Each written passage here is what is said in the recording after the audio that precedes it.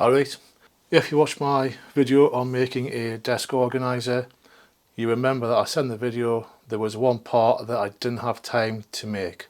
Well, now is the time to make it, and it is the pen holder. To have some continuation, I'm making that with sapele, and I'll show you the process I'm going to go through before I even get it onto the lathe. So let's get on with it. I have to admit, I didn't do too much research at first about turning sapele, such as, is it difficult to turn?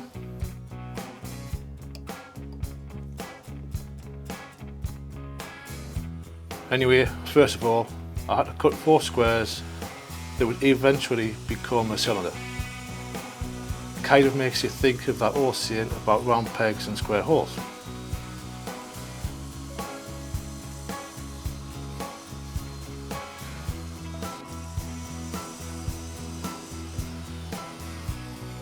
Once I had them all cut out, I used plenty of glue to make sure that they stay together. I mean, if they're going to be in a relationship, you don't want them breaking up before the main work starts. If you're enjoying the content and want to support what I do, consider buying me a coffee.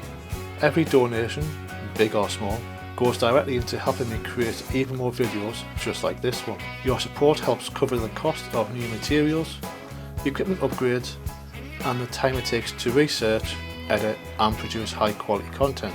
It's a small gesture that makes a huge difference and keeps your creative energy flowing. So if you'd like to be part of this journey and help the channel grow, you can head over to Buy Me a Coffee, the link is in the description.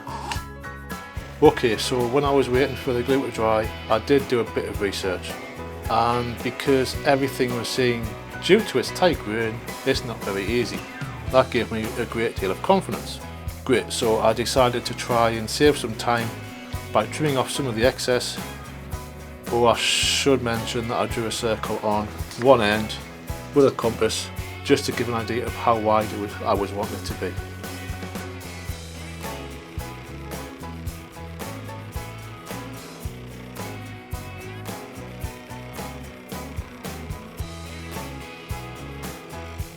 You see me starting with an actual spindle rough and gouge.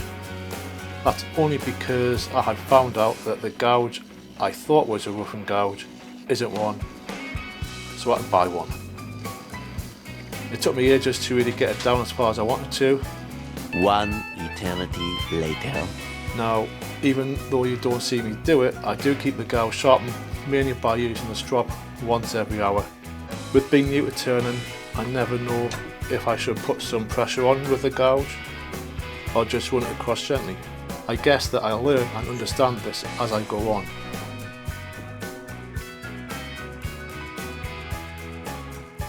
I've seen other videos where people have used a forcing bit to hollow out the wood on the lathe, so I thought that's what I would do. As that didn't work this time round, I probably just need to practice it, I decided to go over to the drill press. I did try to wedge the piece between 2 bits of wood, just so it didn't move too much, and that is also why I wore a glove. No, I wasn't trying to be cool by wearing just a single glove. It actually helped me to keep it nice and steady.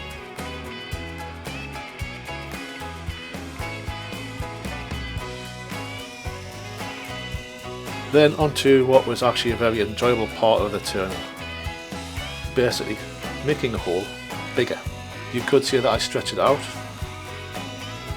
The one thing that I do know is that the next time I will need to adjust the camera angle to the right so that you can see what I'm doing a bit better.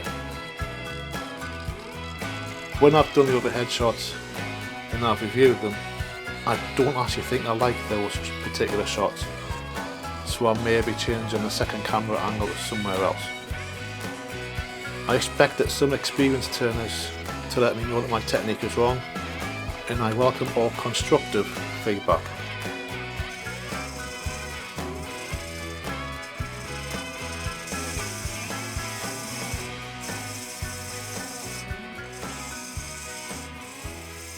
The sanding was only 80 and 120 grit. I'm not sure whether I should have gone to a higher grit. And the finish, well, I just used the same clear finish that I used on the organiser.